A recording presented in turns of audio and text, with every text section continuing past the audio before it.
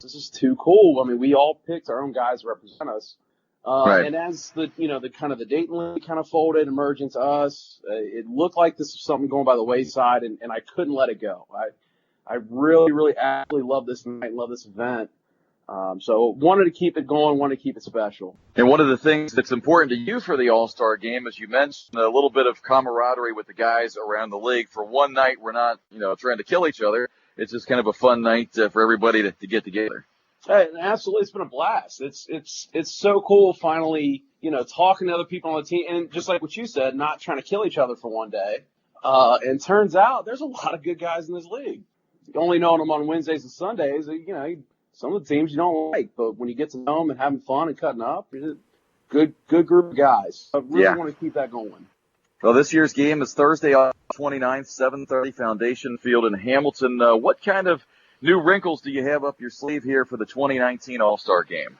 Well, the biggest thing I would like to throw out there is we've always done 3 positions, 2 pitchers per each team.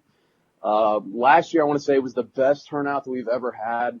It was all but 2 teams that didn't participate. And to their point, it's not a game that, goes towards playoffs or whatever, but, it's a lot of good fun. So we're going to reduce that though a little bit because, the last couple of years we have people filling up the dugouts and then behind the dugouts and then down the baselines because there's no room for, 40 guys in each dugout. So going to reduce that to 2 position and 1 pitcher. And with the amount of teams we have in this league, that can keep it to where, we got a pitcher from each team.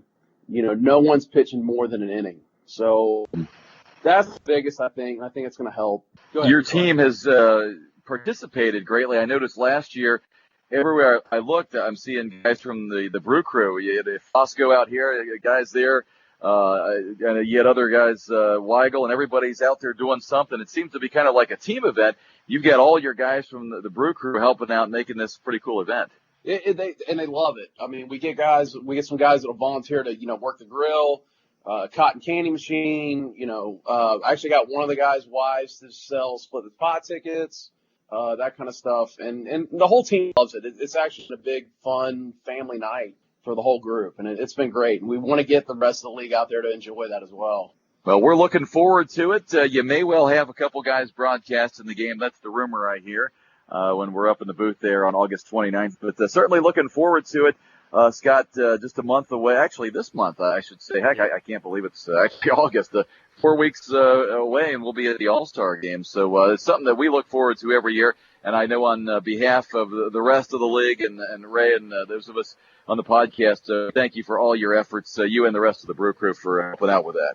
Yeah, thank you. And we've got a few tricks up our sleeve this year. There's actually one real special event I really wanted to talk about too.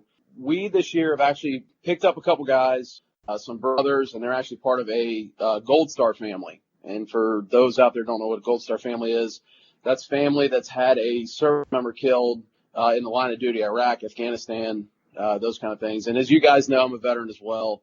So that's something very near and dear to my heart. And we are going to have that family's children come out and throw the ceremonial first pitch for the game as well. Oh, that's great. Really, that's gonna be really cool. Something special for the league and whatnot. And like I said, it's just something to let these guys know that they have a family with us as well, and a giant baseball family essentially. That's great. Well, we're certainly proud to participate in that, and certainly big supporters of the military. And obviously, we thank you for your service as well, Scott. And that's something that will represent the league very well. That'll be a great touch this year. I appreciate it. Well, Scott, it's that time of the show where we wrap it up, and I tell you good luck on Sunday. Now, last week I had Jeremy Allen on here, and I told him, well, I'm not going to wish you good luck as I play on Sunday, but it just seems to be we keep getting these hot corners, and the guests are right around the corner from a game with the Yankees, and I'll see you next Wednesday. So I'm going to tell you good luck on Sunday, Scott, but not so much next Wednesday. Fair enough? Fair enough. I appreciate it. All right, Scott, thanks for joining us. If you'd like to be on the hot corner or know of someone who might, please let Ray or I know. Always fun to give the backstories on the teams and players that make up the CABL. Dearest Mabel, it has been nearly a fortnight since I last saw you, but rest assured I will hold you in my arms again. It will be when we return to the hallowed grounds of Foundation Field for the CABL All-Star Game on August 29th.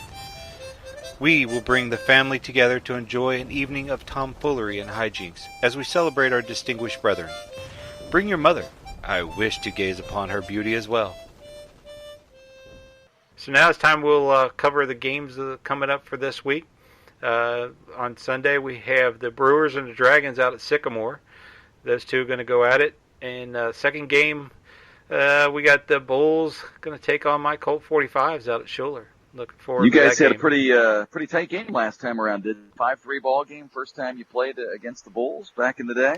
Yeah, hopefully now we're hitting a little bit better. So hopefully we bring them bats out and play well, and we can try to knock them out and try to keep moving up in the standing. Big game out of Testerman between my team taking on Deerfield. That game at 9:30 Sunday morning. A couple teams that have walked up in the playoffs the last couple of years, so that'll be a big game with some impact on the standings. Hooks look to remain undefeated. They'll be playing the Flying Tigers out at Wyoming. That game also a 9:30 start. Out at North College Hill, we're going to have the Hustle and the Orioles going at it, 9:30. And then out at Finneytown, Meridian's going to go in there and take on the Sting. So let's see if they have trouble with the curse or if they just go ahead and put their nose up to it. Well, when you've got Joe Mills out on the mound, that can take care of some curses. We'll see if Joe's out there pitching on Sunday. But Sting can be tough, especially on Sundays when they have all their guys there. They got some guys who can swing it, so don't look past them. Out of McNick, Matt Hill will lead the Reds into battle against the Suds. The Suds have coming off that loss against the Meridians the other day, and the Reds picking up a couple wins last week. We'll see if Matt Hill, the reigning player of the week, can continue to stay hot. 7 hits and 7 at-bats last week. Dayton Braves play host to the Tigers, and this is a game, Ray, that I'm looking at. I think this is going to be a very interesting matchup. The Tigers have shown an ability, especially on certain days when guys, their better pitchers are throwing, to compete with some of the better teams. This is going to be a good test for them up at Franklin on Sunday, taking on the Braves. Yeah, it's going to be a tough one for the Tigers to go out there. Braves are always tough at Franklin, but that's definitely a game that we could that could make game of the week, marks right there. So we'll see what happens there. Out at Foundation, the Mudcats are going to go out there and take on the Dodgers. So we'll see if the Mudcats can knock the Dodgers off out at Foundation, where they're always tough to play. And then the last game of the day we have is the Knights and the Expos out at Heritage Park. That game will go on at 10. By the way, the last 3 games will be at 10 a.m. to accommodate for the guys coming down from Dayton. There you go, and that takes care of our Sunday schedule. Switching gears to Wednesday.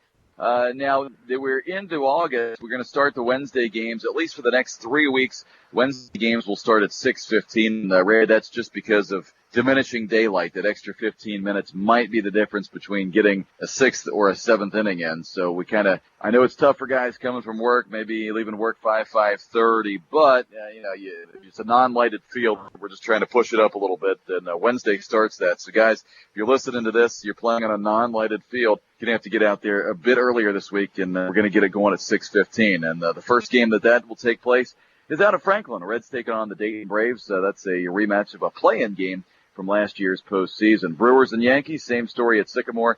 6:15 start on Wednesday night. At 6:15, my Colt 45s will take on the Sting over at McNick High. So we get to try to take down the Sting away from Finneytown. So we'll see how that comes out. And then we've got one of my potential games that I was looking at, Deerfield and the Hooks out at Testerman. Deerfield has been playing well, and they came out and hit the ball the other day. So maybe they will be the ones that can knock off the Hooks. Out at the Westchester Baseball Complex, first time we've been out there this year. Hustle will take on Sud. 6:15 start there. Hustle looking to try to get back to the 500 mark. Here's a good game. The Bulls and the Meridians, they're not only going to play their originally scheduled game, they're also going to finish the rain-suspended game from June the 12th. So technically 2 games going on at Schuler. They do have length, so it'll be a 6:30 start. Get both of those games in, and this will have some major impact on the top half of the standings. So we're going to keep an eye on what happens here, and we'll see how that shakes things out over the next week up top in the standings. So out at Foundation, we got the Dodgers and the Orioles. These games are at 6:30 because we have the ability for lights out there, so those games would be just a normal 6:30 start. By the way, that was for the Bulls and Meridians as well, 6:30 at Schuler's. They have lights. And then also under the lights, we got Tigers and the Dragons over at Riverfront at 6:30. Mudcats take on the Knights at Action Sports, and we'll find out before they play whether they have dugouts over there. This we'll find out, but this is a good rivalry. It goes back to the Dayton League, Miami Valley League over the years. So Mudcats and Knights get it on at 6:30 out at Action Sports. And across the Expos and Flying Tigers. And in fact, we actually made a couple scheduling changes on this. The Expos are actually going to play the Tigers in a doubleheader. We haven't gotten this word over to Doug yet, but Expos Tigers are going to play 2 on Wednesday night. We're going to switch around the opponents on that. So, it's a chance for one of those 2 teams, if they can pull off a sweep, to make up some serious ground in the standings. Yeah, I want to give a little shout out too, because by the time the guys listen to this, it will have been done. But our buddy Kurt Schneider is tying the knot on Friday night. By the time Wednesday should be his first game back, he'll have that doubleheader that night. I know they're going to be, him and his lovely bride will be staying down in Gatlinburg for the weekend, so he's going to miss the Sunday games, but he will be back for Wednesday. So I just want to say congratulations to those two, as by the time you're listening to this, that procedure would have been done. Well, I always notice after these guys come back from getting married, and it happened to me, they just can't steal bases anymore. So much harder to run with that ball and chain around your neck. Oh, that's just wrong. She's a good girl, so I think you found him a good one. But yeah, once you get that ring on there, I know it's all over with. Exactly. It just ties it up. So we'll see. Kurt's already lost his hair. I mean, I don't know what else. Yeah. Not much else to go. Huh? Yeah. And this week's Game of the Week is brought to you by Hand in Hand Realty. Are you looking for your next home or even your dream home? Call Hand in Hand Realty of Kentucky and let them help you get into that home today. Hand in Hand Realty is independently owned and operated and has 5 locations to provide you the service you deserve. With offices in Northern Kentucky, Cincinnati, Southeast Indiana, Hamilton, and now servicing the Lexington, Georgetown areas in Kentucky, they can cover our tri-state area to help find you the home you're looking for. Call John Vince or one of their many agents at Hand in Hand Realty to get started today. Or to get more information or even browse listings, you can visit their website. The website is handinhandrealtyky.com or call 859-331-8800.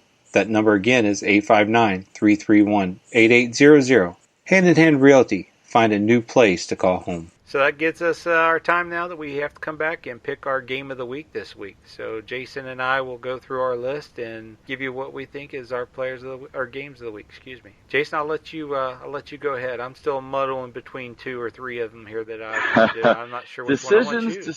Decisions. Trying to figure out what the game of the week is going to be. I'll tell you what I'm going to go with, because I think this could be a big game for both teams, momentum-wise, down the stretch. I'm going to go with Sunday's matchup out at Franklin between the Dayton Braves and the Tigers. Tigers have been playing pretty well lately, as have the Braves, and I think it's just one of those momentum games. If either one of these teams wins, they might be able to get on a little stretch there and make a move in the standings. The Braves trying to stay in that top 7 or 8. Tigers, they're battling around 11-12 right now, so both teams need to win badly. This is going to be a big one, and I've played both. I think that it's going to be a pretty good matchup. I think I'm going the opposite way as well with this one, though. I mean, it's still going to have, which could have some changes in the standings, and I'm leaning towards the Meridians and the Bulls game out at Schuler. There was a couple other ones that sparked my interest, but I believe, just as we touched on it, this could cause some changes in the standings a little bit. We'll see, because they are going to play 2 out there, yep. And so I think I'm going to go with that big DH out there with the Bulls and the Meridians. And worth mentioning, the suspended game, I believe the Bulls are up 1-0 in the 3rd inning when they continue play. So that could be the difference in the ball game there, that one run, especially with 2 good ball clubs going at it. So, like you said, Ray, those will be 2 huge games in the big scheme of things in terms of the final standings this year. Yeah, it's a great lineup of games this week coming up, and look forward to being able to recap on those games. I know this time we like to put that plug in there, and with the guest that we had on tonight, would like to go ahead and do a little plug for our All-Star game coming up. Jason, if you want to give out some of the info, the 2 cutoff guys will be out there. Absolutely. Doing the ball game. It'll be Thursday, August 29th. 7:30 p.m. Foundation Field in Hamilton. It's going to be under the lights. We're going to have the turf. The game will go rain or shine, and you know how Foundation Field is, so we're going to play regardless. So we're looking forward to it. Hope to see you out there. We'll be up in the press box calling the game.